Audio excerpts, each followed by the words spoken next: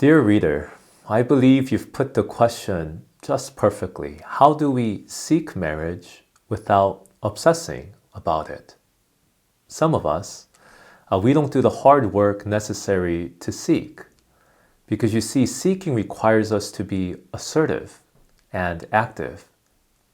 Others of us are too controlling and too obsessive about marriage, and that keeps us from being able to trust and submit to God. It is important for us when we consider marriage to avoid both of these extremes.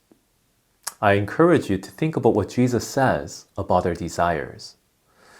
Jesus, he teaches us to ask, seek, and knock. So Jesus is telling us to know our desires, to talk to God about our desires, to not constantly repress and uproot our desires, but to consider our desires to see whether that desire is healthy and holy, and if so, to yearn for it, to talk to God about it, and to even talk to others about our desires. We are called to be assertive. A great role model for assertiveness in romance is Ruth. Ruth is someone that wanted to be married. She recognized her desire for Boaz, and through godly counsel, she recognized that Boaz was also perhaps interested in her. And through prayer, she senses that they might be compatible for a life of serving God and serving one another in a way that would please God. So she initiates direct action, and she chooses to make herself vulnerable to express her interest in him. She waits for a good opportunity, and then risking rejection, she makes her desire known and then waits for Boaz's response. However, in her assertiveness, Ruth resists the temptation to make that an excuse for obsession or manipulation. She considers Boaz's need for privacy. So instead of obsessively talking about her interest in Boaz with people around her, she grants him privacy. She disciplines her speech so that she can stay clear of the temptation to influence him through gossip and social pressure.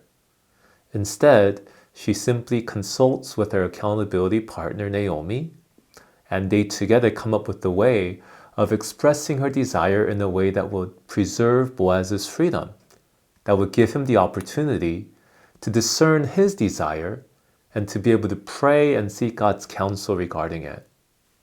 So Ruth is assertive, but in a way that frees Boaz rather than manipulating him. In addition to calling us to being assertive, Jesus tells us to be active to prepare ourselves for marriage. And a part of this activity is to prepare ourselves to be pleasing to the other. And a good example of someone who was active in preparation was Esther. Queen Esther is told by the experts of beauty and fitness how she can match the standards of beauty for the royal court of the Persian Empire. She could have said, these standards are unhealthy, these standards are impossible, these standards are silly. She could have said all of these things, but instead, she disciplines herself to dedicating herself to meeting the rigors of these ideals. She does so with the heart of a gymnast who is pursuing a perfect score. She conforms freely to these cultural standards, not begrudgingly, but with the recognition that this is one way that she can serve God, and one way she can bring encouragement and joy to the one that she will one day marry.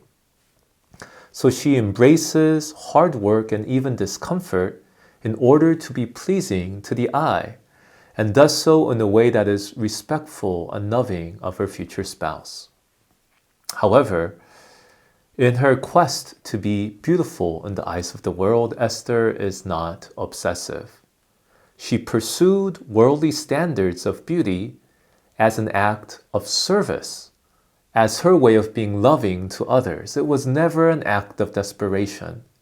She never needed others to call her lovely or to think of her as beautiful for her sake, because her self-esteem was not based on how people saw her, but was based on the unconditional love of God.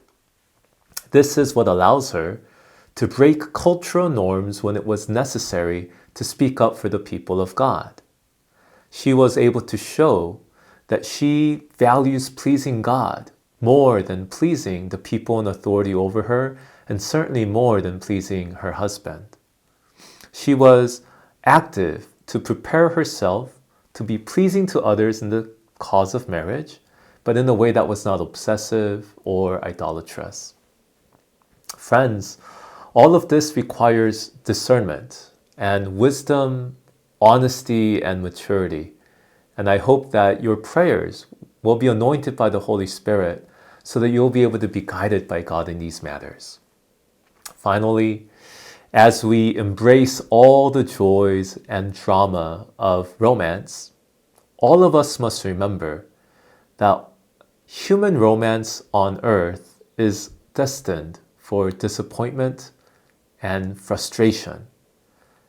We can only experience love perfectly in the presence of Jesus in heaven.